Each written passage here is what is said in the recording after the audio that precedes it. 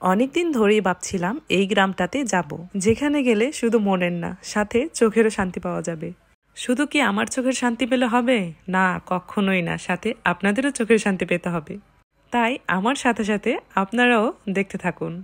আমাদের বাসা থেকে এই গ্রামটা মোটামুটি অনেকটা দূরে, তারপরেও কষ্ট করে যেতে হবে, কারণ গ্রামটা অনেক সুন্দর। আর এই গ্রামে রয়েছে অনেক আগের কালের কিছু কিছু স্মৃতি। দেখলেন তো, আপনাদের সাথে কথা বলতে বলতেই একটা দৃশ্য কিন্তু চোখের সামনে চলে এলো। আচ্ছা, যাই হোক, এখন বলেন তো এটা কি হতে পারে? অনেকেই হয়তো আমার মতো এটা প্রথমে দেখেছেন। আমি এটা আগে কখনো দেখিনি, এই প্রথম দেখতেছি। এখানে একটা মহিষের চোখ বেঁধে ওইটাকে বারবার ঘুরিয়ে একটা মেশিনের সাহায্যে, যেটা কিনা হাতের তৈরি করা মেশিন, হয়তো বা আমি সঠিক জানি না, এটা দিয়ে আখের রস বের করা হয়। আমাদের এদিকে এটা ব্রাহ্মণবাড়িয়ার ভাষায় এটাকে কুইশার বলে। আপনাদের ওইদিকে কি বলে সেটা অবশ্যই জানাবেন। এখন আমার হাজবেন্ড আপনাদেরকে দেখাবে। এই যে মহিষটা দেখতে পাচ্ছেন, এটার কিন্তু চক বাঁধা, আর তার সাথেই আখের রসকে জাল করা হচ্ছে। এটাকে জাল করে গুড় তৈরি করা হবে। চাইলে আখের তৈরি এই জাল করা রসটাও খাওয়া যায় অনেক দিন রেখে। পিঠা দিয়ে খেতে এটা অনেক মজা। আসুন দেখি ওনাদের সাথে কথা বলে ওনারা কি বলে। আচ্ছা মামা, আপনারা চোখ বাইদা রাখছেন কেন? ও দেখলে হাঁটে না? ও জি,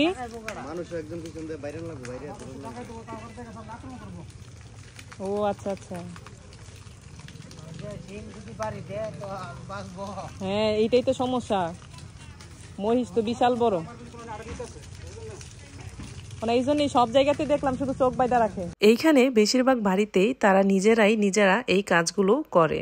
আর তার পাশেই কিছু মহিলা পিঠা তৈরি করে বিক্রি করতেছে আখের জাল দেওয়া রসটা দিয়ে খাওয়ার জন্য। ওই যে একটু আগে বলছিলাম না, খেতে অনেক মজা, এই জন্যে সেই লোভটা আর সামলাতে পারলাম না। আমার হাজবেন্ড এইখানে 20 টাকার কিনে এনেছে। আমরা ওইখানে গিয়েছিলাম 4 জন, মোটামুটি অনেক এনজয় করেছি। গরম গরম পিঠা দিয়ে আখের জাল করা রস, তাও আবার সেটাও গরম, জাস্ট ওয়াও। আপনারা একবার খেলে বুঝতে পারবেন কতটা টেস্ট এটার। আমি ভিডিও করার জন্যে তেমন একটা খেতে পারতেছিলাম না, একটু একটু করে খাচ্ছিলাম।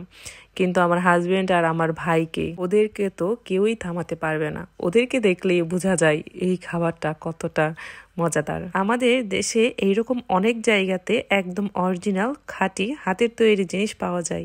আমরা হয়তোবা ওইটা জানি না, এই জন্যে আমরা কিনে এনে সঠিকটা খেতে পারি না। এখন আমরা এখান থেকে চলে যাচ্ছি একটু দূরে। ওইখানে একটি দোকানে আখের রস বিক্রি করে। এই যে দেখেন কত বড় বড় আখের বাগান। এইরকম পুরোটা গ্রামে একটু পর পর অনেক বড় বড় আখের বাগান। ওরে বাবা, ওনার চুলগুলা কি! আমি তো প্রথম দেখেই একদম অবাক হয়ে গিয়েছিলাম যে ওনার চুলের এরকম অবস্থা কেন। যাই হোক, ওনার চুলগুলো কিন্তু ওনাকে অনেক সুন্দর মানিয়েছে। আর এদিকে আমি দেখতেছিলাম কৈশারগুলো কত বড় বড়, একদম বাঁশের মতো। এইরকম বাঁশ যে আমি জীবনে কয়বার খাইছি তা তো হিসাব ছাড়া। আমি কিন্তু আপনাদের আখের কথা বলি নাই। আমার জীবনে যে আমি কত রকমের মানুষের কাছ থেকে বাঁশ খাইছি, আমি ওইটার কথা বলছি। যাই হোক, মামা কিন্তু একদম সামনাসামনি আমাদেরকে আখের রস বের করে গ্লাসে দিয়ে দিচ্ছে। আমরা বাজারে যে খোলা আখের রসটা খাই, ওইটা থেকে এটার টেস্ট একদমই আলাদা। আমার কাছে এই আখের রসগুলো অনেক ভালো লাগে, তবে এই মামারগুলো একদম অরিজিনাল।